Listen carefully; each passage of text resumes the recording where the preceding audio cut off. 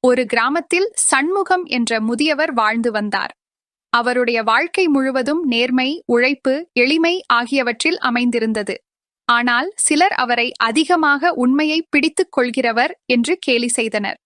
இந்த உலகில் நேர்மையோடு வாழ்ந்து யாரும் முன்னேற முடியாது என்று பின்னால் பேசினார்கள். சண்முகம் எதற்கும் மனமுடையாமல் தனது வழியிலேயே நடந்தார். ஒருநாள் கிராமத்தில் நில எல்லையைப் பற்றி பெரிய தகராறு எழுந்தது. எல்லோரும் தங்களுக்கு சாதகமாக பேசினார்கள். ஆனால் சண்முகம் மட்டும் தனது நிலத்திலிருந்த சில பங்குகள் மற்றவருக்கு சொந்தமானவை என்று தைரியமாக கூறினார். அதைக் கேட்ட மக்கள் முதலில் ஆச்சரியப்பட்டனர். உண்மையை ஒப்புக்கொண்டவரே அவர் ஒருவரே. கிராமத் தலைவர், உண்மை பேசும் நெஞ்சம்தான் கிராமத்திற்கு ஒளி தரும் என்று பாராட்டினார். அந்த நாள் முதல் சண்முகத்தை அனைவரும் மரியாதையுடன் பார்த்தனர்.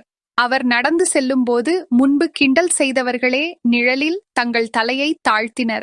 நேர்மையோடு வாழும் ஒருவரின் சிறிய செயல் கூட பிறரின் மனதில் நம்பிக்கை விதைக்கும் என்பதை அவர்கள் உணர்ந்தனர்.